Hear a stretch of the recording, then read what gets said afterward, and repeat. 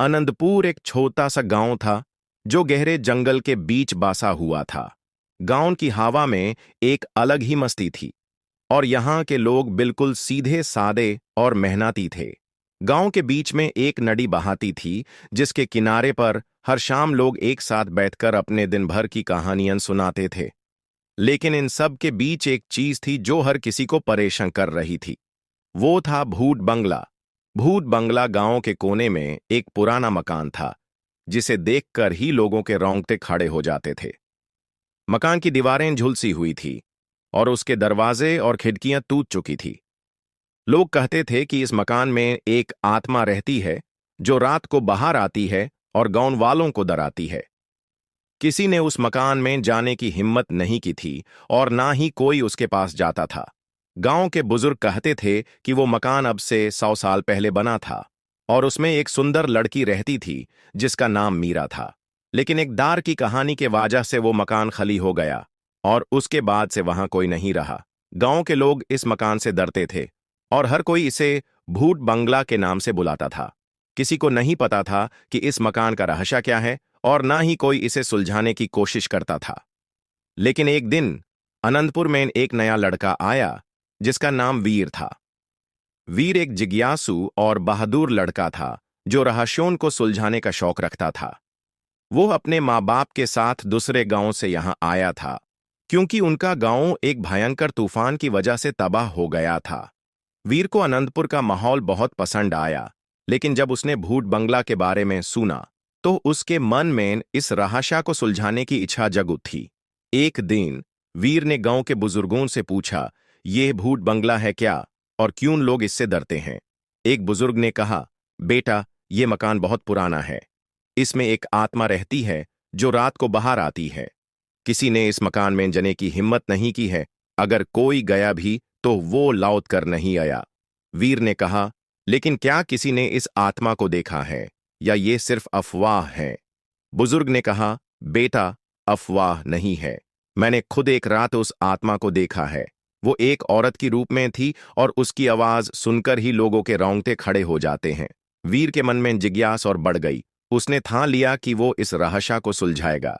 उसने गांव वालों से कहा, मैं इस रात भूत बंगला में जाऊंगा और देखूंगा कि वहां क्या है। गांव वालों ने उसे मना किया, लेकिन वीर अपने फैसले पर अडिग रहा। उसने रात को भूत बंगला जाने का फैसला किया। रात का समय था, चांदनी आसमान पर चमक रही थी, लेकिन अनंतपुर का माहौल बिल्कुल सुनसान था। गांवों के लोग अपने घरों में बैंड थे और किसी को भी बाहर निकालने की हिम्मत नहीं थी। वीर ने अपने माँ बाप को कुछ नहीं बताया और चुपके से भूत बंगला की तरफ निकाल पड़ा। भूत बंगला गांव के कोने में था और उस तक पहुंचने के लिए वीर को जंगल से होकर गुजारना पड़ा। जंगल में अंधेरा घना था और हर तरफ सिर्फ पेड़ों की परछाइयां नजर आ रही थी। वीर ने अपने मन को मजबूत रखा और आगे बढ़ता गया। उसके कदमों की आवाज के अलावा कुछ नहीं सुनाई दे रहा था। जब वीर भूत बंगला के पास पहुंचा तो उसने देखा कि मकान बिल्कुल वीरान पड़ा है। उसके दरवाजे और खिड़कियां टूट चुकी थी और दीवारें पर झेरियां लगी हुई थी। वीर ने दरवाजा खोला जो किसी पुराने हिस्से की तरह चिकचिकाया। अंदर का माहौल बिल्कुल ठंडा था, जैसे किसी ने हवा को भी रुक दिया हो। वीर ने अपने साथ लाया हुआ दिया जलाया और मकान के अंदर कदम रखा। अंदर का नजारा बिल्कुल उदास था। फर्नीचर टूट चुका था और हर तरफ मिट्टी और झेरियों की परत जम चुकी थी। वीर ने एक एक कमरे को देखना शुरू किया। हर कमरे में उसको लग रहा था कि कोई उसको देख रहा है, लेकिन जब वो पलट कर देखता तो कुछ नहीं होता। अचानक उसने एक कमरे से रोते हुए आवाज सुनी। वो आवाज एक औरत की थी जो बिल्कुल दुखभारी लग रही थी। वीर ने अपने मन को मजबूत किया और उस कमरे की तरफ बढ़ा। कमरे का दरवाजा खुला हुआ था और अंदर एक औरत खड़ी थी जिसकी पीठ वीर की तरफ थी। वीर ने धीरे से पूछा, कौन है वहां?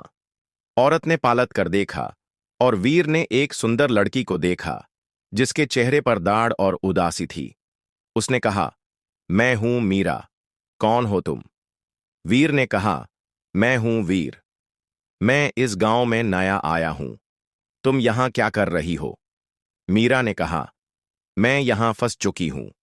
मुझे इस मकान से आजाद होना है लेकिन कोई मेरी मदद नहीं कर सकता। वीर ने कहा, क्यों? तुम यहां कैसे फंसी हो? मीरा ने अपनी कहानी सुनाई। वो एक सुंदर और गुणी लड़की थी जो 100 साल पहले इसी गांव में रहती थी। उसने एक लड़के से प्यार किया जिसका नाम राजीव था। राजीव एक बहादुर और समझदार लड़का था, लेकिन उसके मन में लालच था। उसने मीरा से शादी की, लेकिन सिर्फ उसके पैसों के लिए। एक दिन उसने मीरा को धोखा दिया और उसकी जान ले ली। उसके बाद से मीरा की आत्मा इस मकान में फांस गई और वो हर रात रोते हुए गांव वालों को डराती है। मीरा ने वीर से कहा, अगर तुम मेरी मदद करो तो मैं इस मकान से आजाद हो सकती हूं, लेकिन इसके लिए तुम्हें मेरी सारी बातें माननी पड़ेगी। वीर ने कहा, मैं तुम्हारी मदद करूंगा। मुझे बताओ मैं क्या कर सकता हूं? मीरा ने कहा, तुम्हें मुझे उस दिन की याद दिलानी होगी जब राजीव ने मुझे धोखा दिया था। तुम्हें उसकी सारी बातें समझनी होंगी और मुझे उससे अजद कराना होगा। वीर ने कहा, मैं ये सब करूंगा, लेकिन मुझे ये समझ नहीं आ रहा है कि कैसे। मीरा ने कहा, तुम्हें मेरी यादों में जाना होगा। मुझे वो दिन दोबारा जीना होगा, तभी मैं अजद हो सकती हूं। वीर ने कहा, ठीक है, मैं तुम्हारी मदद करूंगा, लेकिन मुझे थोड़ा वक्त चाहिए। मीरा ने मुस्कुराकर कहा, शुक्रिया वीर, तुम मेरी आखिरी उम्मीद हो। वीर ने मीरा से कहा, मैं तुम्हारी यादों में जाऊंगा और राजीव के साथ तुम्हारी मुलाकात का रहस्य सुलझाऊंगा, लेकिन मुझे यह समझ नहीं आ रहा है कि कैसे।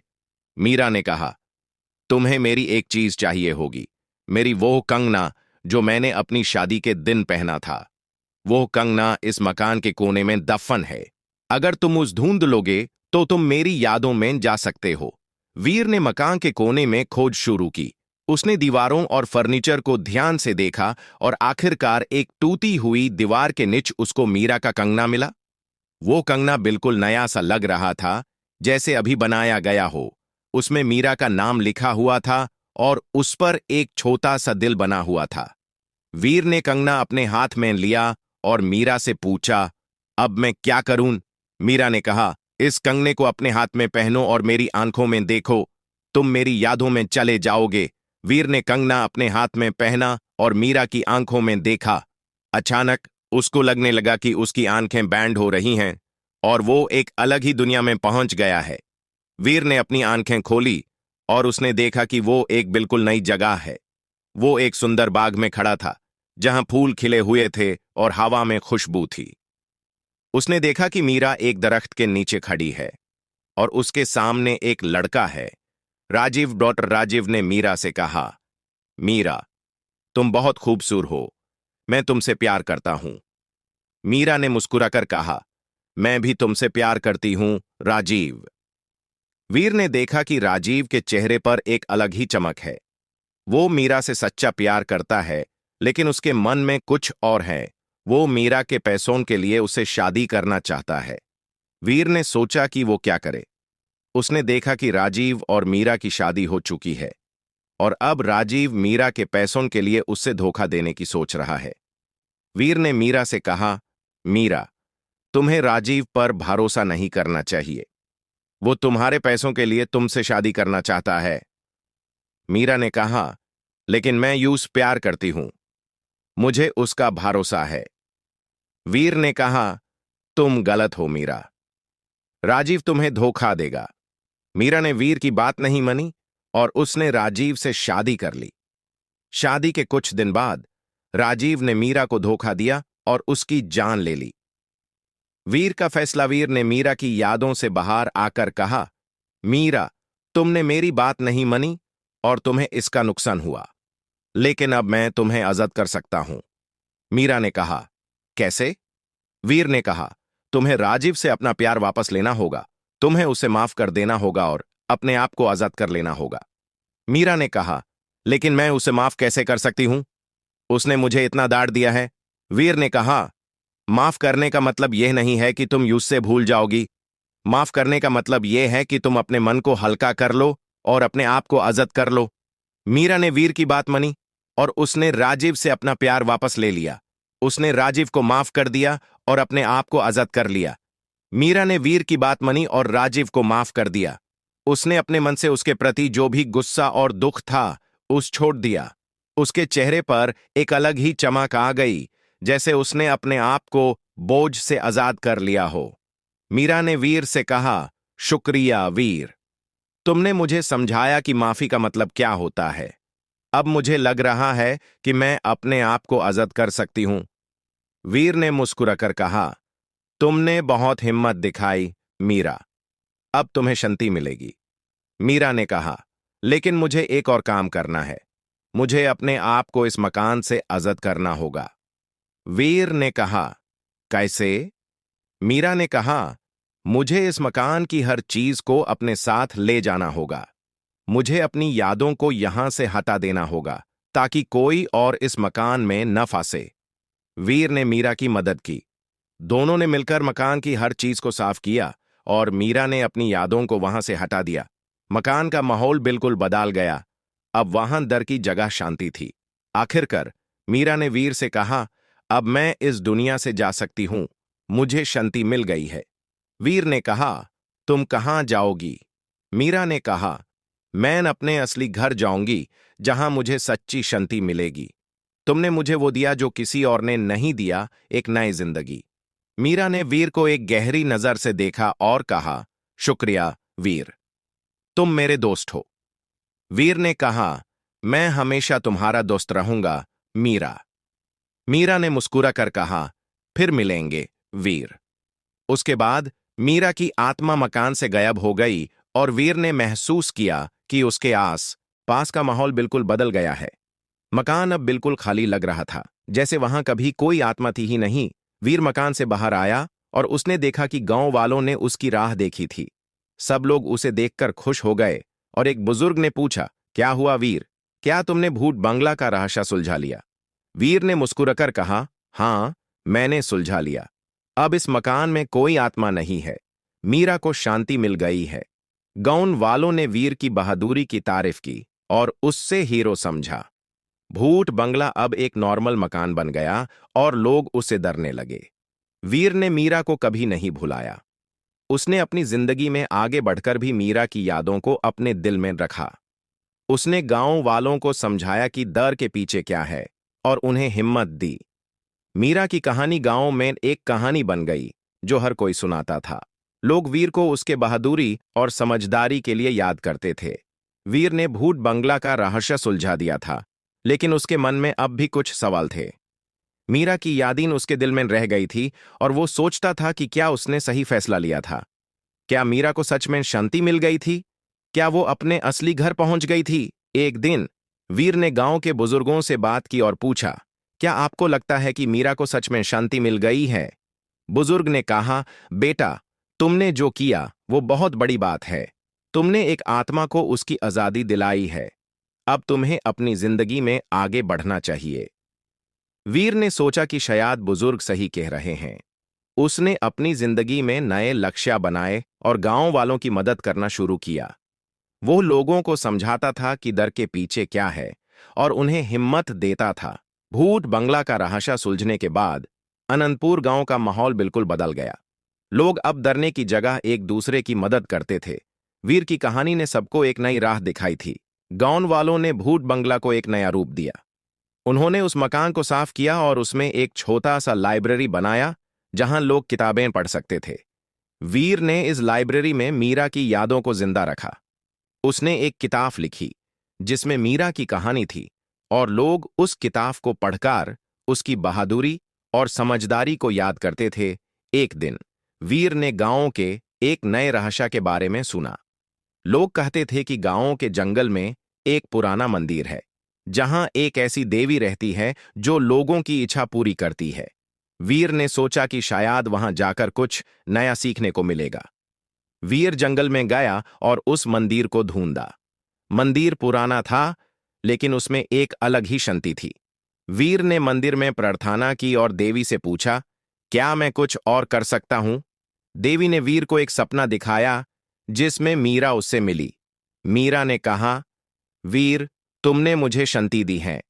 अब तुम्हें अपनी जिंदगी में आगे बढ़ना चाहिए। तुम्हें नए रहस्यों को सुलझाना चाहिए। वीर ने अपनी आंखें खोली और देखा कि वो मंदिर में अकेला है। उसने महसूस किया कि उसके अंदर एक नई हिम्मत आ गई है।